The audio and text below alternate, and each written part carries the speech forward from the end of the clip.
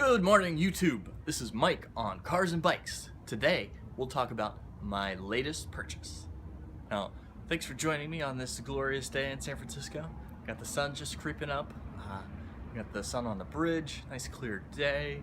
Blue skies. I mean, could it get any better?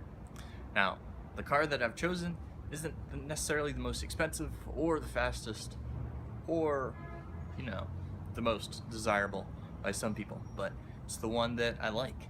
It's the one that I can take to the track and also daily drive. I'll have some more video clips and shots coming up.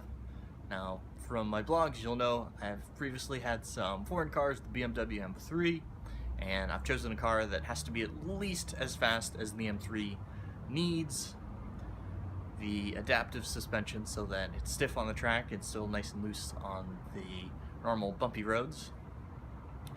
Some other qualities I'm looking for is a fun interior in a car that just generally looks good. All very important things to me. Now I'll get into more of the details about why specifically I picked the one that I did, but generally I narrowed it down to a specific car and then a specific trim, and then I looked at the used versus new markets, and I found I could buy something just a little bit used and save a good bit of money that I can put towards more track days or other things.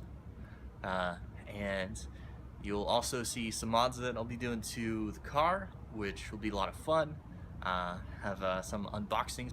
Some other things about this new purchase. You'll notice I'm here in sunny California, and car prices are a little bit higher here. It's kind of the way the dealer network works. They'll charge you whatever they can get you to pay.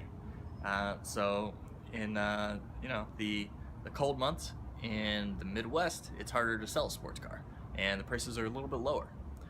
You can save a good bit of money again if you buy it elsewhere and have it shipped in, which I've done.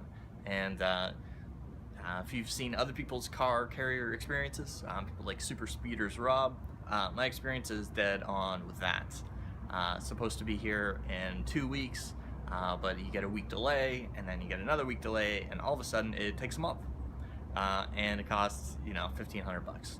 But if you save $5,000 on the car, then you just pay that $1,500 and eat the expense and take an extra month. If you're not really begging for the car, it doesn't really matter. Also with California, I was worried about the whole registration issue, but apparently all of the cars that I've chosen the model from are 50 state legal. So for the year I bought it, all of them are supposed to be 50 state legal and should be no problem registering it.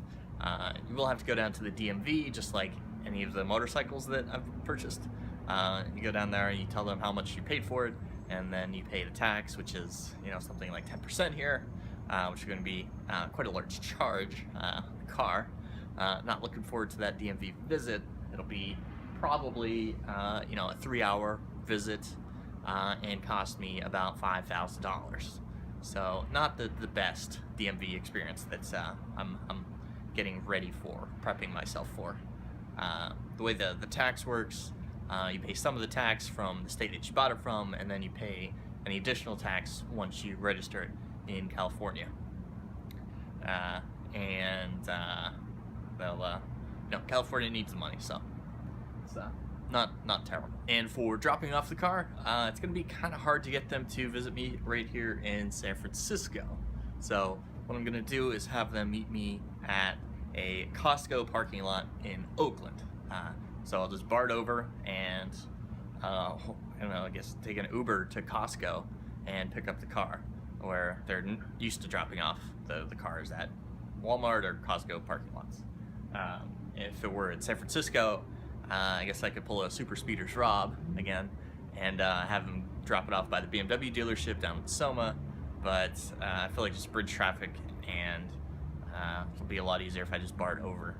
I can also take it on one of my favorite roads once they drop it off, so not a complete loss. Lastly is the dealership experience. I found the car on AutoTrader, and I essentially paid the price that it was listed at. I thought it was a decent price, and I called them up and said, yeah, I want to buy this car, and they said, well, this is the price, And I said, all right, well, let's make it happen. I didn't feel like trying to negotiate an extra $1,000 off, an extra $5,000 off.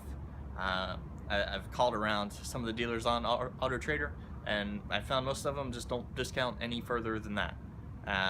So I thought it was a fair price, and that's what I paid. I still think it's fair.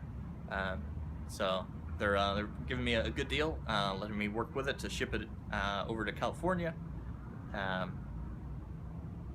So you know, really the dealership experience. I've had some bad ones in the past, and you go there, you test drive the car, they put you in a very high pressure sales situation where they really need you to buy the car. They make you feel awful if you test drive the car and don't buy it. I'm not really a big fan of that. It's really a very bad experience. You feel bad because you didn't spend, you know, $80,000 or whatever it is on the car that you don't really like, that maybe is a little too expensive, you think it's priced incorrectly. So the latest dealership experience, calling them up, getting it. I did have them finance it for me, so they saved me a little bit over what I found on the web. They saved me an extra 0.25% or something, and I think the dealership makes a little something off of that, and I'm happy to help them out. We kind of meet in the middle in that case. And signing off, this is Mike on Cars and Bikes.